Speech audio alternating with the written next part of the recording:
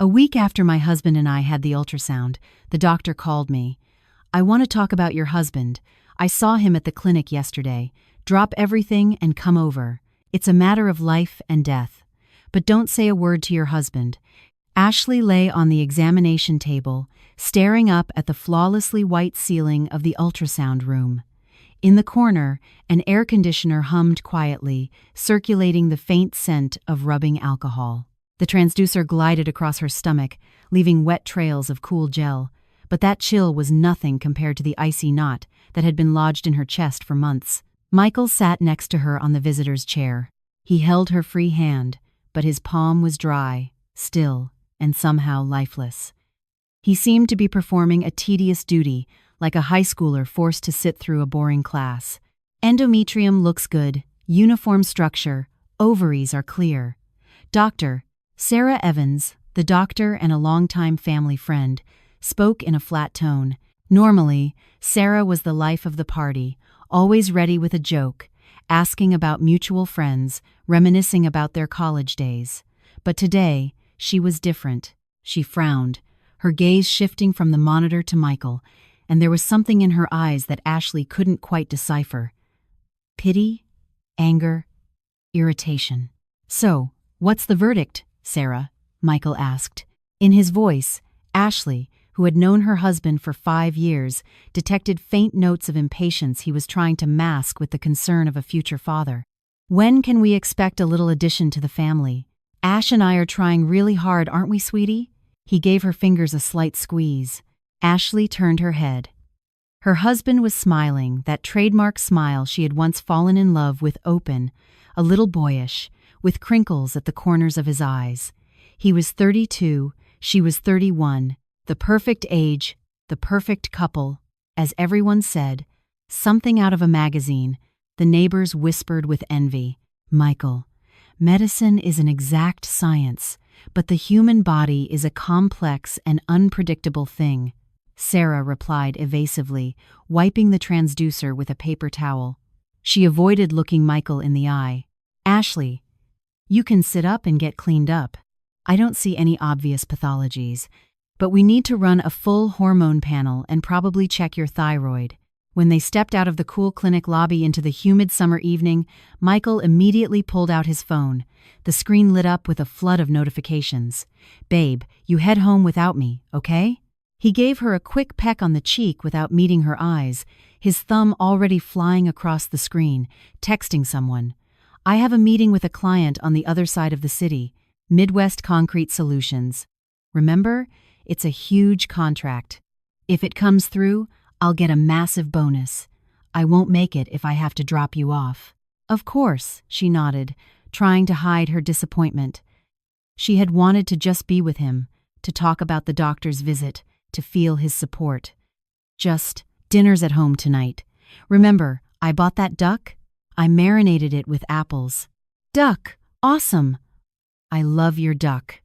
I'll be there at 8 on the dot, promise." He hopped into his silver Lexus sedan, a luxury car for which Ashley made the monthly payments from her salary as a senior controller at a major corporation. The car was registered in his name for status with clients. As he had convincingly argued 3 years ago, "A man needs to look successful, Ash. It's an investment in our future prosperity." Ashley had agreed then. In a family, you don't keep score of who pays for what. The important thing was that they were together. Ashley watched his car speed away, cutting off a taxi, and slowly walked to her own car, a reliable but modest Toyota RAV4 she had bought before their marriage. They lived in a condo that Ashley had inherited from her grandmother, Rose. It was a spacious pre-war unit in a historic downtown district, with 10-foot ceilings, original crown molding, and thick brick walls that held the secrets of generations. Michael had moved into this condo 5 years ago with a single duffel bag and huge ambitions. Ashley, already firmly on her feet financially, had helped him get a job at a trading firm where the CEO was her college classmate and good friend, Robert. She had personally vouched for him, spent nights polishing his resume and editing his reports. And Michael seemed to have lived up to her trust, becoming a top sales manager and bringing in good money. Although the lion's share of the family budget, including the mortgage, utilities, groceries, vacations, and major purchases, still fell on Ashley. But she didn't keep score. She just loved him and desperately wanted a child. The evening passed quietly, but with a strange aftertaste. Michael arrived almost on time, at 8:15 p.m. He ate the duck with gusto, praising the sauce, talking about complex negotiations with suppliers, and rattling off business jargon. Ashley listened, refilled his iced tea, and nodded. But the anxiety that had taken root in her heart after Sarah's strange behavior wouldn't leave. It felt like her husband was speaking in rehearsed lines, that he was only physically present, his mind miles away. "You tired?" he asked, noticing her distant gaze. "A little. Worried about the tests. Why isn't it happening, Michael? We're both healthy. It'll happen." He patted her on the shoulder like a buddy. "It's just not the right time. As soon as I make enough for a lake house, we'll have a baby." "All right. I'm heading to bed. Early start tomorrow." He went to the bedroom, leaving Ashley in the kitchen to do the dishes. The window reflected the lonely figure of a woman who seemingly had everything, but in reality lacked the one thing that mattered most. A week passed, feeling endlessly long to Ashley. The days dragged on in a viscous sequence of reports, balance sheets, and reconciliations. Ashley sat in her spacious, well-lit office, finalizing the quarterly report. Every number, every line item was in its place, predictable and logical. The numbers were calming: debits, credits, balances. In this world, everything was honest, logical, and transparent, unlike the tangled mess of human relationships. If the numbers didn't add up, there was an error somewhere that could be found and corrected. In life, correcting mistakes was far more difficult and far more painful. The sharp, piercing ring of her office phone shattered the silence, making Ashley jump. A pen fell from her hand, clattering on the polished surface of her desk. A familiar photo appeared on the screen. Sarah Evans, MD. Her heart skipped a beat. The vague anxiety that had been smoldering on the periphery of her consciousness for a week burst into a raging fire. "Hi, Sarah," Ashley began cheerfully, trying to inject a lightness into her voice that she didn't feel. "Are the test results in? What's the story with my hormones? Any recommendations?" "Ashley, listen to me very carefully." The doctor's voice was unnatural, with metallic notes of tension and a kind of hidden panic. It wasn't the voice of a doctor calmly delivering a diagnosis. It was the voice of a frightened woman about to take a desperate, possibly dangerous step. "Can you talk right now? Are you completely alone in your office? No one around?" "Yes, I'm alone. The door is locked. I just sent my team home. What's wrong? Is it something serious with me?" "Cancer?" Ashley's heart plummeted. The icy knot in her stomach solidified, her breath caught. She imagined the worst, thinking about herself. "Not you, Michael. Or rather, your family, Ashley. This isn't a conversation for the phone. Absolutely not. Drop everything. Come to my clinic right now. I have a break." "I canceled my next patient, told them it was an emergency surgery. This is a matter of life and death. Your life, but not a word to your husband. Do you hear me? Not a single hint. If he calls, you're at work. Business as usual. Play dumb." Ashley felt her hands tremble as she gathered her things, descended to the parking garage, started her car, and navigated the city's afternoon traffic. It all felt like a hazy dream. Her hands shook on the steering wheel, her palms were sweaty, and the most terrible scenarios spun in her head. A fatal illness her husband was hiding to spare her feelings, a genetic incompatibility that would shatter their dream. What could have happened that would make Sarah summon her so urgently, violating every conceivable workplace protocol and risking her career? She burst into Sarah's office, pale as a sheet, her lips trembling. Her expensive pantsuit was wrinkled, her hair escaping its neat bun. "What? What's wrong with him? Just tell me straight, Sarah. I'm strong. I can take it. How long does he have? Surgery? What are the prognoses?" Sarah silently stood up, walked to the door, turned the key in the lock twice, and lowered the heavy blinds on the windows, cutting the office off from the outside world. Then she sat Ashley down in a chair and silently poured her a full glass of cold water. Drink. Breathe. Deep breath in, slow breath out. Do it a few times. Physically, your Michael is perfectly healthy, more than healthy. A little too damn healthy, if you ask me, she added with unexpected venom. The doctor sat at her desk and turned her large computer monitor toward Ashley. Sarah's face was grim, her eyes flashing. I thought long and hard about whether to tell you this. Medical ethics, patient confidentiality, the Hippocratic Oath. But we've known each other for 10 years, Ashley. I remember your grandmother, Rose. God rest her soul. I remember you crying on my shoulder after your parents' funeral, how you handled everything on your own. I can't just stand by and watch him make a fool of you.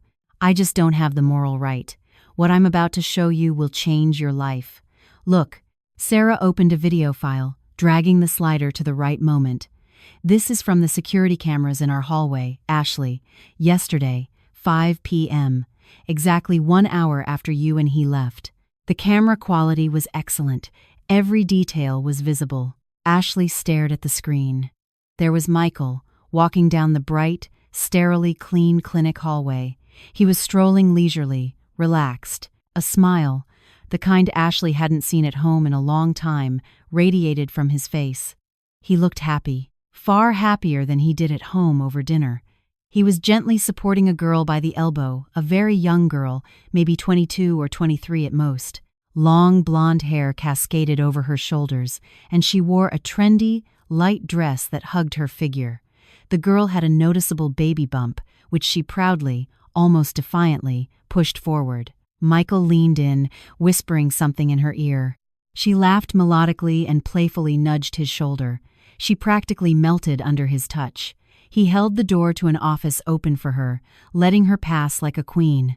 Who is that?" Ashley whispered, her voice cracking. She felt as if she would choke on her own words, though her brain was already assembling the puzzle. Each piece clicked into place, creating a monstrous picture. "That is patient Chloe Koval, 20 weeks pregnant, second trimester," Sarah commented, her voice dry and emotionless. "The pregnancy is proceeding perfectly. It's a boy. And that is your husband, Michael Davis, who was here to sign a contract for her delivery. The VIP Luxe Package, Ashley. Private birthing suite with a panoramic city view, jacuzzi, aromatherapy, private family suite with 3 meals a day catered from the city's top restaurant. A dedicated midwife and personal psychologist, the best specialists, including a professor of obstetrics and gynecology." Sarah clicked the mouse, opening another file. A scan of a contract and a bank receipt. "And here's a copy of the receipt and contract. Payment went through yesterday at 5:30 p.m., half an hour after you sent him off to his important meeting. The total is $35,000. The card is linked to an account in the name of Michael Davis. The very same account, Ashley, that you've been transferring part of your salary to every month for the lake house." Ashley froze. $35,000. The amount, printed on the receipt, burned before her eyes. That was the money they were saving for a major renovation of the lake house he'd inherited from his parents in a remote part of Michigan. He had said he was saving up for building materials, asking her to transfer part of her salary to that separate account so they wouldn't spend it on trivial things and could save up the large sum faster. She had believed him, believed every word, and gave him the money. And he, it turned out, was saving for his mistress's delivery. But the worst was yet to come. This was just the prelude. "That's not all, Ashley," Sarah said sternly, seeing that Ashley was in a state of profound shock. Her eyes were wide, but her gaze was vacant. "I might have stayed out of it. An affair, it happens. It's none of our business, right?" But I overheard their conversation. They were sitting in the lobby, waiting for the administrator to process the paperwork, and I was standing behind a decorative partition with artificial plants, filling out patient charts. I heard every single word, and I recorded part of it on my phone because I knew you wouldn't believe me. It's too monstrous. Sarah played the recording on her phone. Through the faint background noise, Michael's familiar, velvety voice, the one he only used at home when asking for something or trying to calm her down, cut through. "Don't pout, baby. You see, I'm doing everything for us. The best doctor, the best suite. Our son will be born in luxury. You'll be a queen, I promise. I'm a man of my word." The girl's voice, whiny and high-pitched, sounded annoyed. "Michael, I'm sick of living in a rental. You promised we'd move downtown, into a big place. I don't want to raise our son in this one-bedroom apartment. You promised you'd divorce that wife of yours. When? I'm pregnant." A pause. The rustle of clothing. Then Michael's voice, now hard, cynical, painfully familiar and yet utterly alien. "Baby, just be patient a little longer. Everything's going according to plan. I'll divorce the barren cow soon enough. She can't have kids anyway. We'll take her condo. I know how to do it legally. I've already consulted with a top-notch family law attorney. The condo was transferred to her during the marriage, but it was originally in her grandmother's name and then gifted to her. There's a clever loophole involving my investments in major renovations. I've been secretly collecting receipts for all the materials and labor for the past 5 years. I'll prove they were our joint marital investments into her premarital property. I'll sue for half, maybe more. Then I'll just make her life there unbearable, force her to sell me her share for pennies. We'll sell it all and buy a big house in the suburbs. She has no one anyway, no family, not many friends. She's weak, spineless. She'll break without me. She can't take a step without my permission, you know that." A ringing silence filled the office. The only sounds were the whir of the computer's processor and the frantic, irregular beat of Ashley's heart. It felt like it was about to leap out of her chest. All the blood drained from her face. "Barren cow," Ashley repeated with her lips, her voice a hoarse, foreign sound. There were no tears. Instead, her eyes felt dry and hot, as if filled with sand. Her throat was parched, making it impossible to swallow. "Weak, then. Spineless. Ashley, he's a monster. A rare, refined, complete monster," Sarah said, squeezing her ice-cold hand. Her face was contorted in a grimace of fury. "And that's still not all. I pulled up his medical records. He had tests done here 6 months ago. Secretly, without telling you. Said he was checking his workout supplements. He's completely clean. His fertility is like a prize bull's. I swear, all his numbers are perfect. And you, Ashley, remember those pills you were taking? The ones he brought you? Supposedly expensive conception vitamins from Germany that a pharmacist friend recommended? The orange capsules. In the unmarked bottle. You remember? Yes. He said they were a special order for women's health. I took them for almost a year. Bring them to me for testing. I have a very strong suspicion they aren't vitamins, Ashley. They're powerful hormonal drugs, contraceptives, or something that disrupts your cycle and blocks ovulation. Something that makes a woman temporarily infertile. Because you are one of the healthiest women your age I've ever seen. All your tests, aside from the hormonal ones, were perfect. You can't get pregnant not because you're sick, but because you're possibly being systematically poisoned, so you'd think you're defective and cling to him as your only savior, so he could eventually leave you, blaming you for the infertility. Ashley's world didn't just collapse. It burned to the ground in a single second, leaving behind a black, smoldering wasteland. 5 years of her life. Love, trust, hopes for a family, names for future children, plans to grow old together, cozy evenings, shared dreams, all of it had turned into a filthy puddle, a disgusting, repulsive lie. But in those ashes, something glinted. It was fury, cold, sharp, like a surgeon's scalpel. She was the daughter of a decorated police detective, now deceased, and the granddaughter of a woman who had served as an army nurse in World War II. Weakness was not in her genes. Spineless, the word echoed in her mind. Well, Michael, you wanted a war.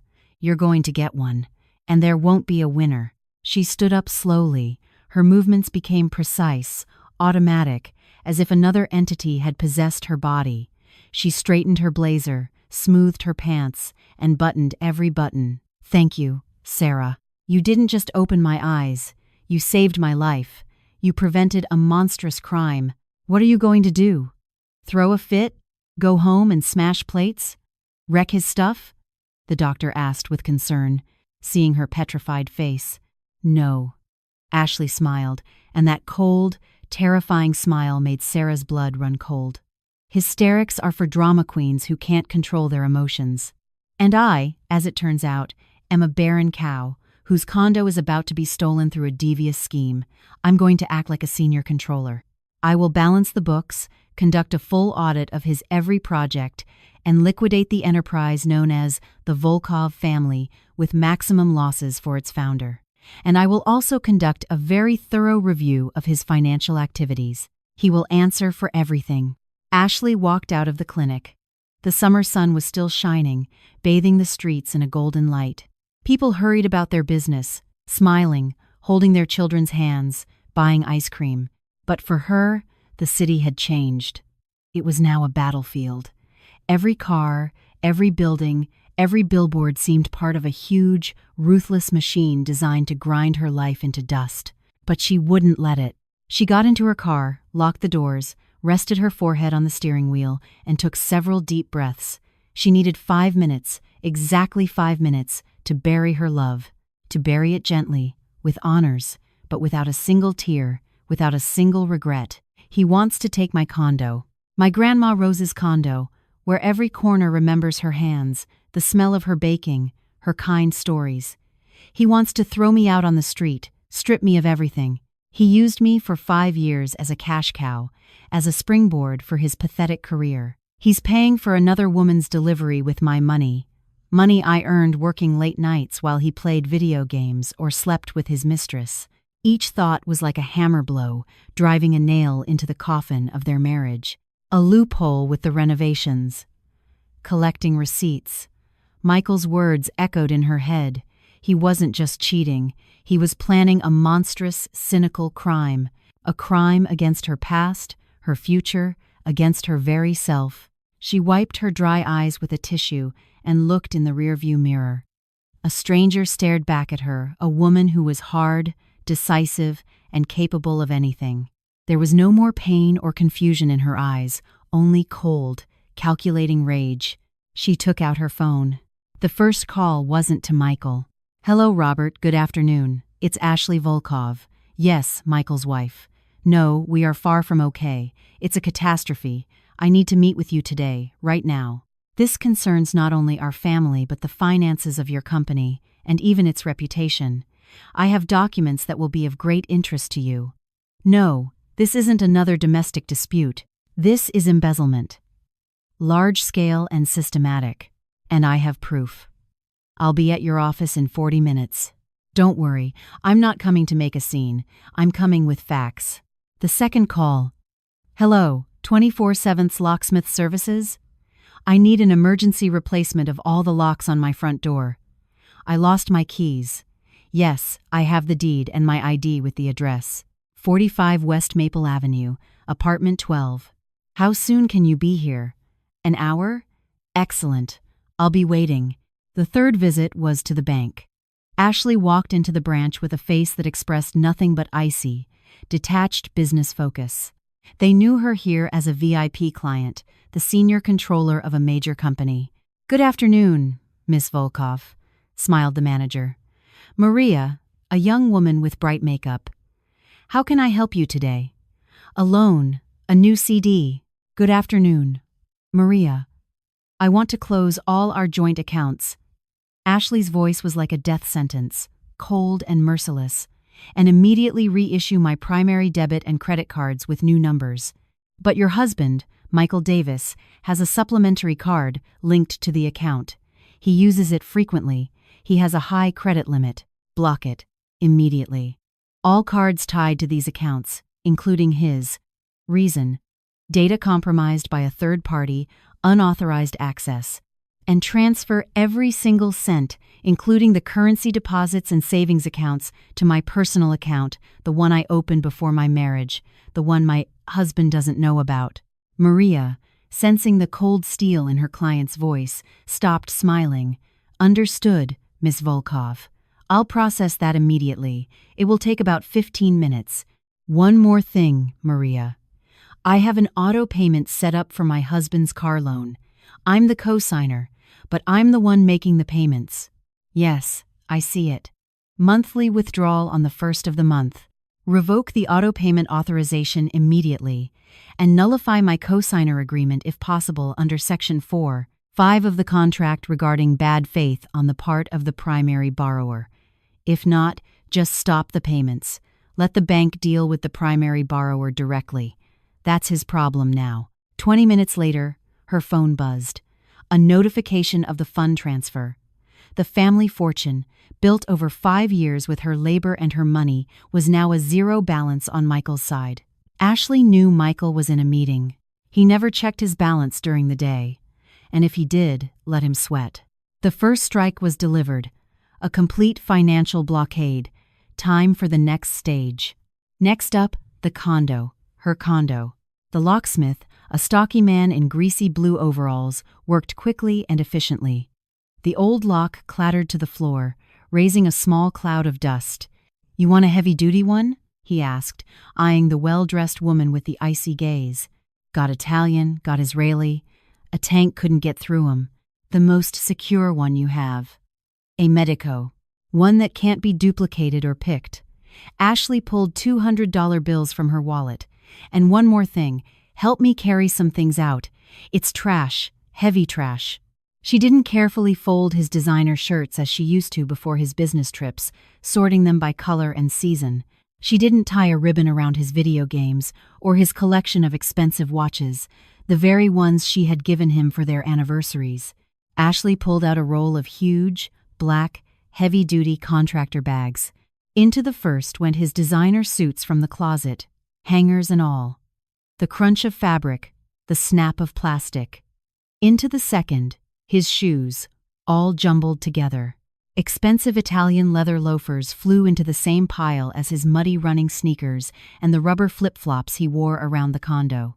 Into the third went all his electronics, the gaming console, the tablet he always carried, his personal documents including his passport and social security card. She quickly scanned them for anything hidden, but found nothing. His personal laptop, whose password she, of course, knew 123456, primitive, just like him, went in too, but only after she copied all his correspondence, files, and reports onto a flash drive. His toothbrush, his razor, all his colognes and lotions from the bathroom shelf followed. No sentimentality, no pity, only cold, calculated rage. She worked like a disposal robot. Her movements were precise and ruthless. The apartment was being cleansed of his presence, his essence, of everything that reminded her of him.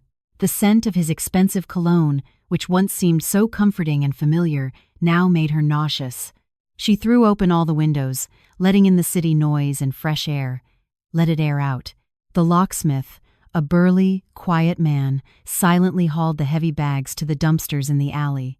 He had probably seen it all in his line of work, divorces, evictions, property disputes, so he didn't ask any questions, just grunted with effort. When the last bag, with the sleeve of an expensive blazer sticking out, landed with a wet thud on the grimy asphalt next to the dumpster, right in a puddle, Ashley felt a strange, almost physical relief, as if a heavy backpack filled with rocks had been lifted from her shoulders. "Thank you." She handed the locksmith twice the amount he had asked for. "Good luck to you, ma'am," he grumbled, stuffing the cash into his overalls. "Those are good locks. 5-year warranty. They'll have to saw the door down to get in now." She returned to the empty, clean, but now utterly alien to Michael apartment. Her work laptop was on the kitchen table. It was time for the career strike. This was the hardest part, as it touched upon her own reputation. She would have to admit she had lived beside such a man for 5 years without suspecting his treachery, but Michael had crossed a line. He had to answer for everything. Ashley knew Michael cheated at work. He often asked her to help with his reports at home, to tweak the numbers, to adjust figures for his quarterly bonuses. And she, as a loving wife, had helped, turning a blind eye to minor discrepancies, thinking of it as commercial cunning, just business as usual. But now, she looked at those discrepancies with the eyes of a professional, merciless auditor, inflating sales volumes to get higher bonuses. Kickbacks from concrete suppliers funneled through shell companies registered under his friends' names, taking credit for deals that his subordinates had actually closed. Falsifying mileage reports for non-existent business trips to embezzle gas money. Ghost employees in his department. She compiled it all into a single file, a beautiful, clear, damning report with charts, tables, copies of bank statements, scans of messages she downloaded from his laptop, and audio recordings of conversations with suppliers that he'd kept on his work computer. Subject: Confidential. Financial misconduct and embezzlement by Michael Davis, Head of Sales. Recipient: Robert Evans, CEO. Head of Security. Legal Department. Her finger hovered over the send button. A second of doubt. She remembered them walking in the rain on their first date, how he had sworn his love, how he had brought her flowers. Then she remembered his voice. Baron Cow. Click. The email was sent. There was no going back. Now for the most difficult, emotionally draining part, his mother. Barbara was a woman of the old school, a retired, highly respected high school math teacher with a 40-year career. She was strict and principled, a woman for whom concepts like family honor, decency, and what will people say were guiding life principles. She had never been particularly fond of Ashley, considering her too modern, too career-driven, not domestic enough for her Michael. She idolized Michael, seeing him as the perfect son, someone to be proud of, who had simply fallen under the thumb of a strong woman. Ashley drove to her place on the other side of the city. Ashley, what happened? Why are you alone? And at this hour? Her mother-in-law met her at the door. Her lips pursed. She wore her usual old housecoat but carried herself with an almost regal dignity. Barbara, we need to have a serious talk. This isn't just about Michael. It's about your family and its honor. I don't want to say this over the phone. Please, let me in. They went into the small, cozy kitchen with its old but clean linoleum floor. It smelled of chamomile tea, herbs, and old, yellowed books. Ashley didn't cry or complain. She simply placed her tablet on the table. Please watch this. Watch it to the end. And listen carefully. She played the video from the clinic Michael with his mistress. Then she showed the photos of the receipts for huge sums of money that she had earned with her own hard work. And most importantly, she played the audio recording of the conversation from the clinic. Michael's voice filled the quiet kitchen, clear, filthy, and cynical. Divorce the Baron Cow soon. Take her condo. I know how to do it legally. We'll drive her out. Break her. Barbara's face slowly changed color. First, it flushed red with outrage, then it turned a deathly, ashen gray. She clutched her chest, her hand reaching for the medicine cabinet where she always kept her nitroglycerin pills. He couldn't have. That's my son. I taught him to be an honest man, she whispered, barely audible. He could, Barbara. Unfortunately, he could and he did. And here are copies of the documents detailing his theft at work. He's being fired today. Fired for cause, with an embezzlement charge on his record. He'll be blacklisted. They could press criminal charges for fraud. I haven't filed a police report only out of deep respect for you and the memory of my father, who also wore a badge. I haven't filed one yet. A baby on the side, the older woman whispered, staring into space as if she didn't see Ashley. With a living, wedded wife, who turns out not to be barren, and trying to steal the condo. Grandma Rose's condo, a saint of a woman with whom I used to have tea, who helped me in my darkest times, and whom Michael used to call the old bat. I'm filing for divorce. Tomorrow. I've packed his things and put them by the dumpsters. He has nowhere to go now but to you. I just wanted you to know the truth before he starts lying, making up stories about me, painting me as some crazy, jealous monster. Ashley stood up. Her legs felt like jelly, but her back was straight, her head held high. I'm sorry to bring such terrible news to your home, but I couldn't do it any other way. I had to. Wait. Barbara's voice suddenly grew strong. It had the same steel tone that had terrified high school troublemakers for decades. She looked up at her daughter-in-law. There was immense pain in her eyes, but also deep respect. You said he wanted to steal your grandmother's condo? Our Rose, with whom I had tea, who gave me her apple pie recipe when Michael was just a boy. Yes, that's right. Go, Ashley. Thank you for telling me. I'll handle this. I never want to see this disgrace again. This is my disgrace. Evening descended on the city in velvety blue twilight. Ashley sat in a deep armchair in the dark living room. In her hand was a glass of red wine she hadn't even sipped, just feeling its warmth. The silence in the apartment was absolute, ringing. She was waiting for the climax. At 7:45 p.m., a key scraped in the lock. Once, twice, a third time. Metal grated against metal, unsuccessfully. Then, a long, confused pause. Another attempt to insert the key. Then the doorbell rang. A short buzz, then a long, insistent one, as if someone was leaning on it. Ashley didn't move. She sat motionless, a statue, watching the door like an audience member watching a stage, awaiting the drama's resolution. Her phone vibrated. The screen showed a smiling photo of Michael and the contact name, My Love. What bitter irony. She declined the call. The doorbell rang again, this time furiously, punctuated by fists pounding on the wood, shaking the entire frame. Ashley, Ashley, are you home? What the hell? The key doesn't work. What kind of game is this? Open up. I'm exhausted. Ashley silently walked to the door and looked through the peephole.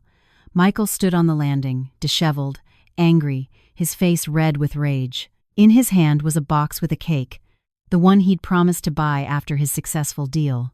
He was probably planning to smooth things over after their cold evening, to stage a reconciliation where she would melt from his attention. Ashley, what's with the jokes? Open this door right now. I'm freezing. She typed a message on her phone. Your things are by the dumpsters in the alley, in black contractor bags. The entrance to my life and my condo is permanently closed to you. You'll receive the divorce papers by mail. Do not call or knock again, or I will call the police. She watched through the peephole as he pulled out his phone, read the message, his expression shifting from irritation to bewilderment, and then to a wild, animalistic fury. She saw him hurl the cake box at the wall, the cream frosting and layers of cake splattering across the concrete, leaving greasy stains. At that exact moment, his phone rang again. Ashley knew who it was, Robert.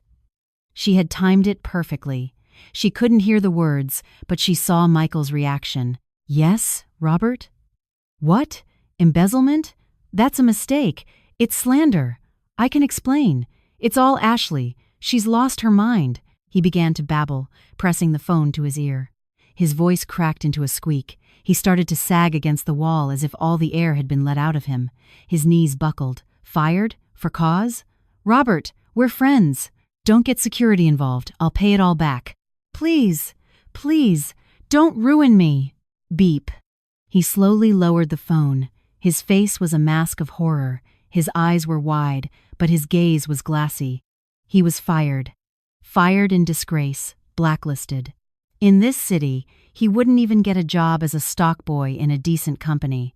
His career, the one she had so carefully built for him, had crumbled in an instant. In a rage, Michael kicked the door, leaving a deep, dirty scuff mark.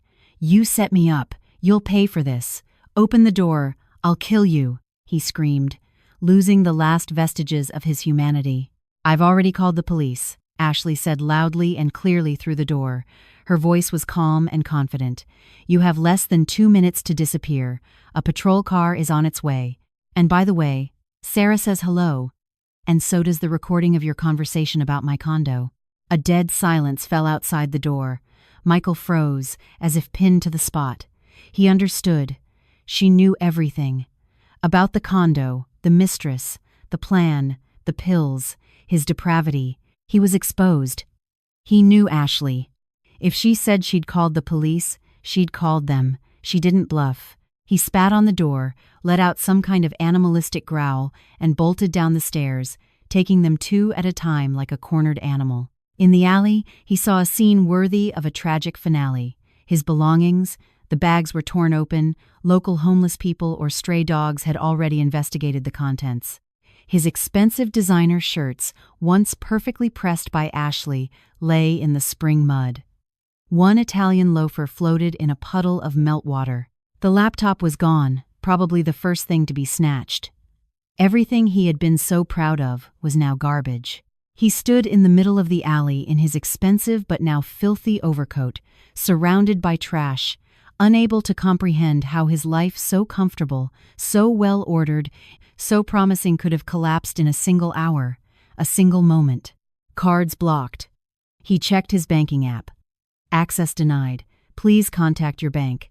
He had a couple of $100 in cash in his wallet, left over from lunch. Mom. The saving grace flashed in his mind.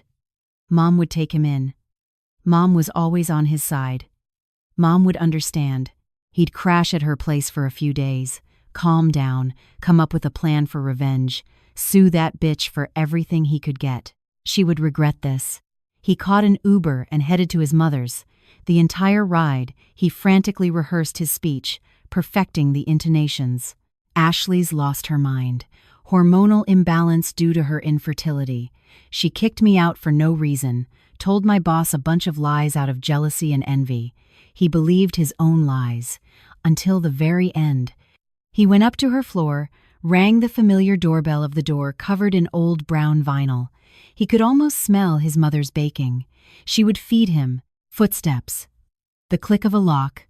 The door opened a crack, but not fully. It was held by a security chain. In the narrow opening stood Barbara. Her face was pale as chalk, her lips pressed into a thin line. She wore her usual old housecoat, but held herself with an incredible, almost regal dignity. Mom, let me in, quick.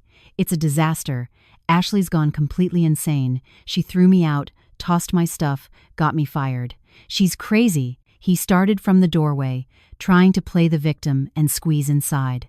But Barbara stood like a rock. She looked at him as if seeing him for the first time. The usual love and adoration were gone from her eyes. In their place were pain, disgust, and revulsion. I saw the video, she said quietly but distinctly, her voice like a verdict. Michael choked on his words. The air caught in his throat. What video? It's all lies. From the clinic, where you call your wife a barren cow, where you plot to steal the condo of my old friend Rose, God rest her soul, where you're all over some pregnant little tramp. Ashley was here. She showed me everything. Mom, that's not true. I can explain. It was a deep fake. AI. They can fake anything now. You know that. She's just trying to get revenge. Don't you dare lie to me. His mother's voice cracked into a scream, something Michael hadn't heard in 20 years. I raised a thief and a traitor. You're a disgrace to your father's memory. You tried to rob the woman who pulled you out of the gutter, got you a job, fed you for 5 years, and hoped to have your child. Mom, I have nowhere to go. My cards are blocked. I don't have a penny. I'm on the street. Go to the one whose delivery you paid for with your wife's money.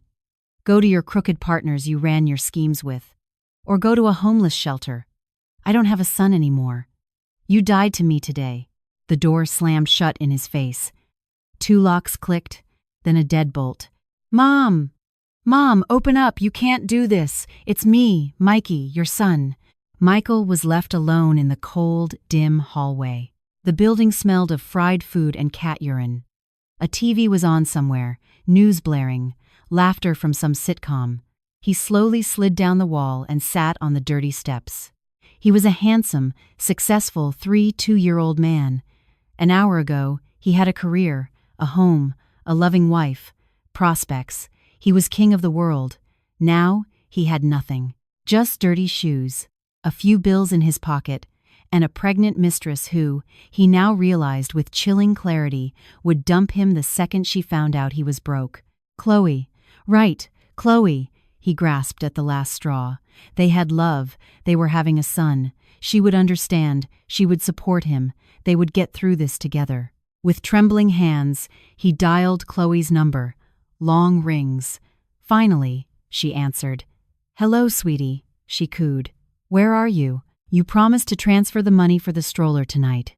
I picked out that Italian one for $2,000. It's so beautiful." "Chloe, listen, something's come up." Michael's voice trembled. "I'm having some temporary, very serious difficulties. I got fired, my cards are blocked, had a fight with my wife, left home. I have nowhere to go right now. I'm coming over to your place, okay? I'll crash with you for a few days until I get my accounts unlocked and find a new job. We're in this together, right?" A long, heavy pause hung on the line, the kind that precedes a storm.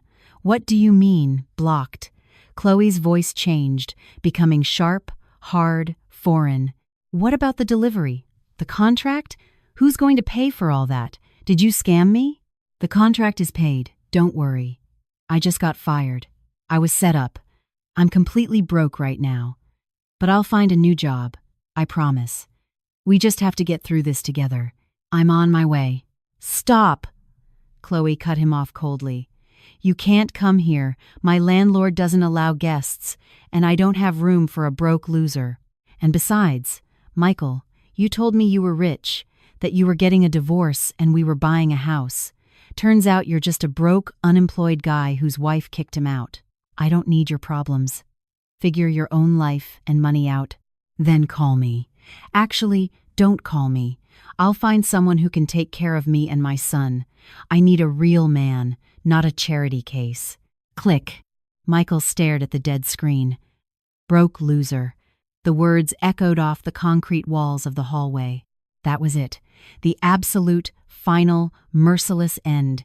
He was completely and utterly alone. In the condo with the high ceilings, Ashley stood by the window.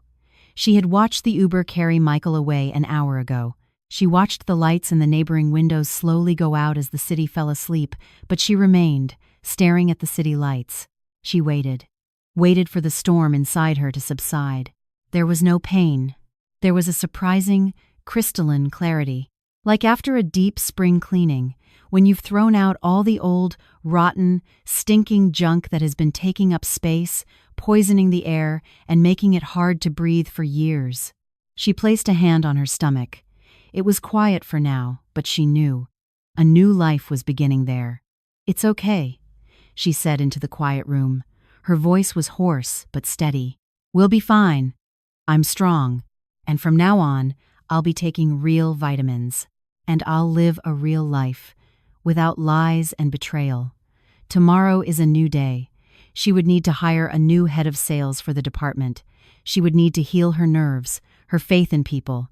But that was for tomorrow. For now, she went to the kitchen, poured herself a cup of mint tea, turned on her favorite old sitcom, one Michael couldn't stand, and for the first time in 5 years, she felt completely, infinitely, terrifyingly free. She was the master of her own life, her own body, her own future. 3 months passed. 3 months that changed Ashley beyond recognition. The cold, gray winter had given way to a shy but persistent spring. The snow had blackened, melted into slush, and then disappeared, replaced by cheerful streams of water flowing along the sidewalks, reflecting the blue sky and heralding the coming warmth. Ashley walked down a main street with a confident, breezy stride. She had changed during that time, not just on the outside, but within. She got a new haircut. A stylish, bold bob that suited her incredibly, revealing her slender, elegant neck. She updated her wardrobe. The boring office suits were replaced with bright dresses and coats that accentuated her figure. But most importantly, her eyes had changed. They no longer looked tired and dull. They shone with life, confidence, and a special kind of inner strength. She radiated light. The divorce was quick and uncontested. Michael didn't show up for a single hearing, not even sending a lawyer. It turned out later that he was hiding not just from shame, but from creditors. Those same schemes he had been running behind his boss's back had serious consequences. The people he had stiffed on money and concrete were looking for him much more actively than any process server or lawyer. Ashley won everything. The condo, of course, remained hers. Her lawyers demolished Michael's claims, proving that all the renovations had been paid for from her personal accounts and that his receipts were forgeries. The bank repossessed the car for non-payment of the loan, which Michael, naturally, stopped paying as soon as he lost access to her money. Things at work had also settled. Robert, the CEO, was initially shocked by his friend's betrayal, but after reviewing all of Ashley's documents and conducting an independent external audit, he came to appreciate her honesty and professionalism. He was stunned, but also impressed by her composure and principles. "Ashley, you could have kept quiet, covered for him as his wife," he said as he signed the order, promoting her to chief financial officer of the holding company. "But you chose your conscience, justice, and the company's interests. You saved us from millions in losses and a reputation crisis. I am immensely grateful to you." They gave her a huge bonus. With that money, she went to a wellness retreat for 2 weeks, where she simply slept, walked in the woods, and breathed in the pine-scented air, feeling for the first time in years that she could afford to. One evening, leaving the supermarket with bags of groceries, she was having guests for dinner and wanted to make something special. Ashley saw a familiar figure at the entrance. Near the automatic doors, where students usually stood handing out flyers, was a man. He wore a shabby jacket that had once been expensive but was now stained and worn, no hat, his hands red from the biting wind. He was mechanically shoving promotional flyers for a cheap pizza place at passers-by. Ashley slowed her pace. Her heart fluttered, not with love, but with surprise, a detached curiosity. It was Michael. He had lost at least 20 pounds and was gaunt. His face had a sallow, unhealthy color. Deep shadows lay under his eyes. The polish, the self-satisfaction, the gloss he had been so proud of, not a trace remained. He looked like a beaten dog kicked out onto the street. He held out a flyer to a girl walking past, but she brushed it away with disgust. Michael turned his head and his eyes met Ashley's. In his gaze flashed fear, then burning shame, and then a pathetic, humiliating, desperate hope. He took an uncertain step toward her. Ashley stopped. She looked at him calmly. No gloating, no pity, no desire to finish him off. Just like looking at a random object that had accidentally appeared in her path, like an old piece of furniture thrown on the curb that had once been in her home but was no longer needed. "What do you want, Michael?" "Ash. Hi. I was waiting for you. I knew you shopped here. I stand here every evening." "Why?" "Ash, I get it now. I really do. I swear, these last 3 months have been hell. Real hell. Chloe kicked me out the day after she found out the money was gone. Said she got an abortion, though I'm not sure. I lived on a friend's floor in a dorm, then rented a cot in a basement. Ash, I'm miserable. I've hit rock bottom. Forgive me. I was an idiot. I ruined everything." He tried to flash that trademark smile, but now, with his unshaven face and darting eyes, it looked like a clown's pathetic grimace. "I'm ready to fix everything. Any job, any conditions. Let's start over. I'll worship you. I realized you're the only one who ever truly loved and valued me. I have no life without you, Ashley. Let me come back. Please. I'll do whatever you say. I'll scrub floors." Ashley shifted the grocery bags. Her hand instinctively rested on her stomach. "Michael," her voice was as level as it was in a board meeting, "you don't get the main point. I didn't love you. I loved an image I created in my own mind. I loved my dream of a family. The real you, I only met in that ultrasound room. And I find the real you repulsive. But we had good times. 5 years. Are you really going to throw it all away over one mistake?" "I messed up. I've learned my lesson." "A mistake? You called it a plan to steal my condo. You threw it all away yourself when you called me a barren cow. And speaking of barren..." Ashley unbuttoned her coat. Underneath was a beautiful, form-fitting emerald green knit dress. It highlighted a small, neat, but already quite noticeable baby bump. 3rd month. Michael's eyes bulged, his mouth opened, but no sound came out. You're pregnant? How? With who? We haven't been together for 3 months. Is it my baby? It can't be." No, Michael, it's not your baby. Thank God. And it's none of your business whose it is. But so you know, and can live with it, the problem was never with me. Sarah ran a full toxicology report on those vitamins you were feeding me. You were poisoning me for almost a year. Those capsules contained a powerful drug that causes temporary sterilization and hormonal disruption. You're a criminal, Michael. I could have you put in jail for assault, you know, but I decided that life would punish you more severely. And it's already started. And this is only the beginning. He grew even paler, becoming almost the same color as the dirty snow at his feet. The smell of pizza from the flyers he held seemed unbearable. I didn't want to. I was just scared.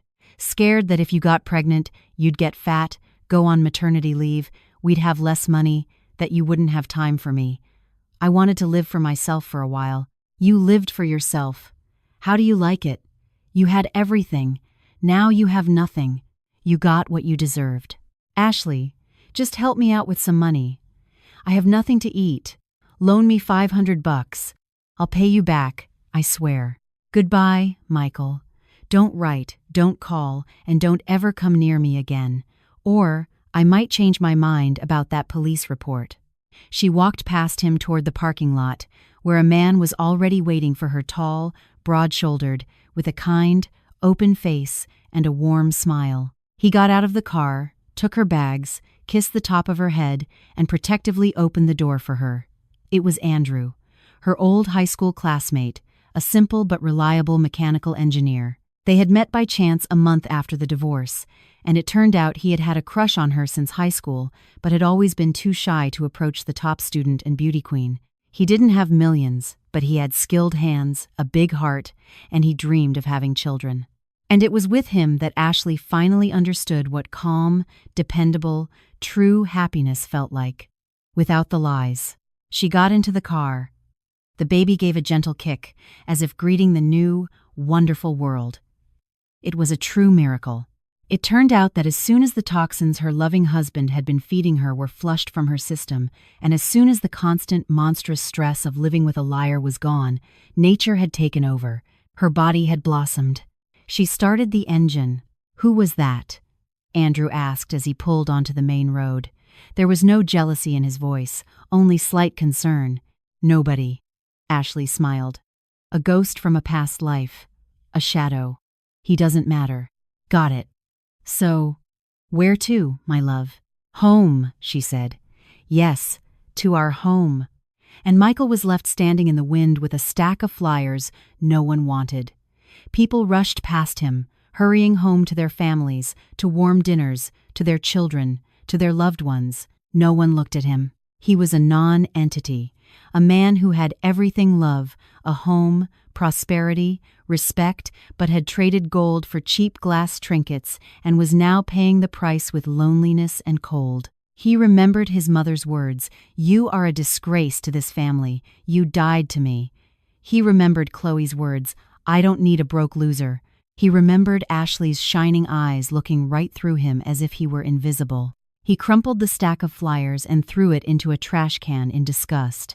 But the wind caught the papers, and they scattered across the wet asphalt, right under the wheels of passing luxury cars, symbolizing his final fall, just as his life had scattered into pieces.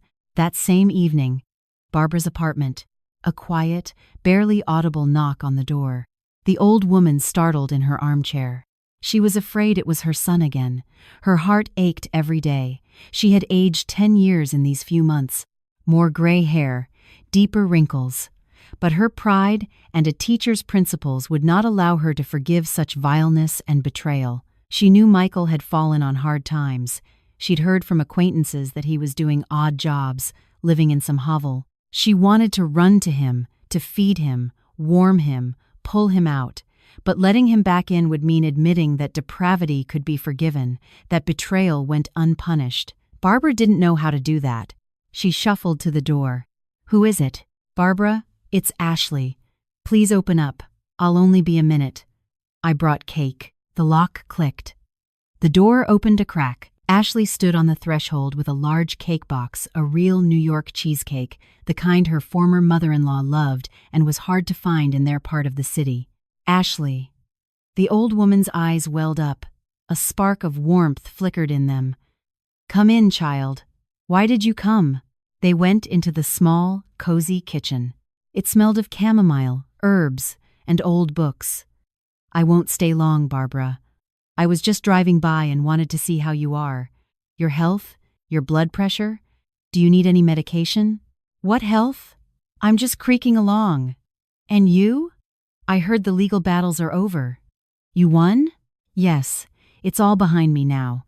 Thank God." They sat in silence. The kettle on the stove began to whistle.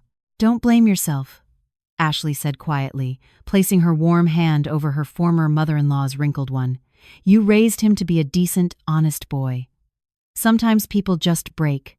Money, temptation, the desire for an easy life, bad influences. He chose the easy path.